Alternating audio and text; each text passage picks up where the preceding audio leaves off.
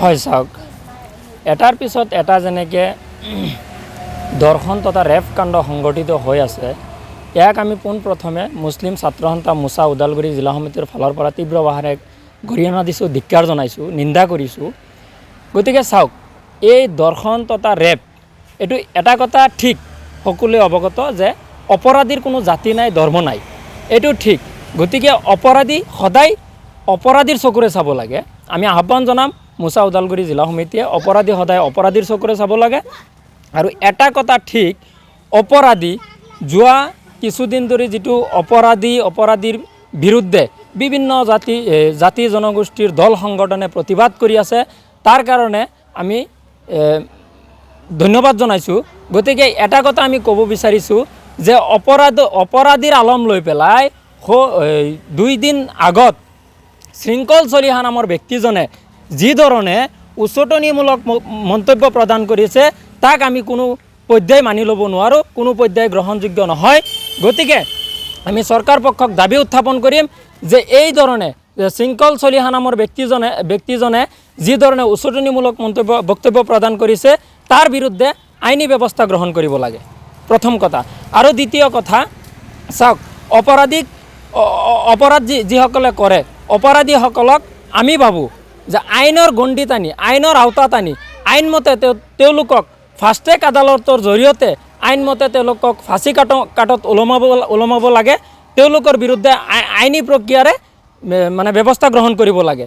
গতিকে সেইদিনা গম পাইছোঁ যে ডিঙত যিটো ঘটনা সংঘটিত হৈছে, তাৰ পৰা পুলিচ প্ৰশাসনে গাড়ী লৈ অহাৰ সময়ত যি ধৰণে মানে পুখুৰীত জঁপিয়াই, আমি শুনামতে, সংবাদ মাধ্যমৰ জৰিয়তে শুনামতে, পুখুৰীৰ মাজত জঁপিয়াই যিটো মানে মৃত্যুৰ মুখত পৰিছে, এনেকুৱা শাস্তি হ'ব নালাগে। আমি বিচাৰিছোঁ যে শাস্তি হওক, অপৰাধী সদায় অপৰাধীৰ বিৰুদ্ধে শাস্তি গ্ৰহণ কৰক, কিন্তু সম্পূৰ্ণৰূপে আইনী প্ৰক্ৰিয়াৰ মাধ্যমেৰে, আইনী প্ৰক্ৰিয়াৰে ইয়াৰ বিৰুদ্ধে শাস্তি প্ৰদান কৰক, তাত আমাৰ ক'বলগীয়া নাই। কিন্তু যিদৰে এই মানে একাংশ উদণ্ড যুৱকে আমাৰ সমাজখনত যাতে এটা বিশৃংখল পৰিস্থিতিৰ সৃষ্টি হয়, যিটো প্ৰক্ৰিয়া আৰম্ভ কৰিছে, ইয়াৰ প্ৰক্ৰিয়া গ্ৰহণযোগ্য নহয়। গতিকে উচতনিমূলক বক্তব্য দিয়া ব্যক্তিসকলক অতি সোনকালে মাননীয় মুখ্যমন্ত্ৰী ডক্টৰ হিমন্ত বিশ্ব শৰ্মাৰ লগতে মই DGP মহোদয়ক আহ্বান জনাম যে অতি সোনকালে তেওঁলোকৰ বিৰুদ্ধে ব্যৱস্থা গ্ৰহণ কৰক।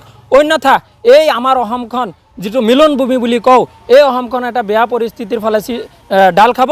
গতিকে আপোনালোকে চোকা নজৰ ৰাখক। যেটা শৃংখল চলে ইতিমধ্যে সংবাদ মেলত প্ৰকাশ কৰিছে, 30টা দল সংগঠন একগোট উজনি অসমৰ পৰা যেটো মুছলিম মিয়াসকলে খেদা যেটা এটা হুংকাৰ দিছে, কি ক'ব? চাওক, যি ধৰণে উজনি অসমৰ পৰা মিয়া খেদাৰ যিটো হুংকাৰ দিছে, এয়া সম্পূৰ্ণৰূপে আমি মোচা ওদালগুৰি জিলা সমিতিয়ে তীব্ৰ ভাষাৰে গৰিহণা দিছোঁ, ধিক্কাৰ জনাইছোঁ।